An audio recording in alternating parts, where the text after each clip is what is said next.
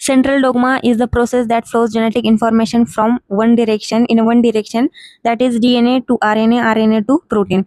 DNA से DNA synthesise होना इसका मतलब है रेप्लिकेशन, फिर DNA से RNA सिंथेसाइज होना इसका जो प्रोसेस है वो है ट्रांसक्रिप्शन, एंड RNA से प्रोटीन सिंथेसाइज होना जो प्रोसेस है उसे कहते हैं ट्रांसलेशन। ठीक है, replication means DNA कॉपिंग itself, DNA की ही कॉपी बनाता है, इसे कहते हैं replication. Transcription means DNA RNA से बनता है, it creating RNA, and translation means RNA से प्रोटीन बनता है, इट इज सिंथेसाइजिंग प्रोटीन। ठीक है, अब जो ये दो स्टेप्स है रेप्लिकेशन एंड ट्रांसक्रिप्शन, ये दोनों स्टेप्स सेल के न्यूक्लियस में होती है। ठीक है, यहाँ पे दे रखा है न्यूक्लियस, ये दोनों स्टेप्स सेल के न्यूक्लियस में होती है, रेप्लिकेशन एंड ट्रांसक्रिप्शन। बट ये जो ट्रांसलेशन वाली स्टेप है ये DNA के साइटोप्लाज्म में होती है। ठीक है, ये जो ट्रांसलेशन है वो DNA के साइटोप्लाज्म में होता है, ना कि न्यूक्लियस में।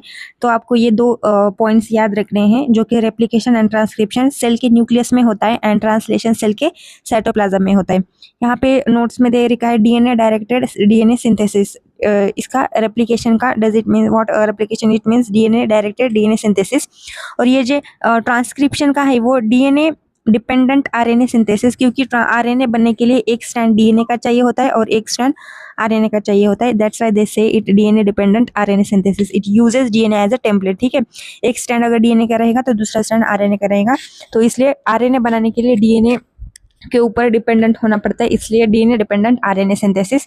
एंड ये जो प्रोटीन का प्रोसेस है translation, it RNA directed protein synthesis, यानी कि RNA चाहिए होता है, जो कि प्रोटीन सिंथेसिस है वो RNA डायरेक्टेड है, RNA से ही तो प्रोटीन बनेगा। That's why they say that RNA directed protein synthesis. And यहाँ पे दे रखे नोट्स में sequence of nucleotides determine sequence of amino acids. तो ये जो सेंट्रल डोग्मा के थ्री स्टेप्स है, replication, transcription and translation, that are the very important, but you have to remember that the two steps, replication and transcription, are occurred in nucleus, and the last one, translation, is occurred in cytoplasm, not in the nucleus. Translation कहाँ पे होता है? Cell के cytoplasm में, and replication transcription होता है cell के nucleus में।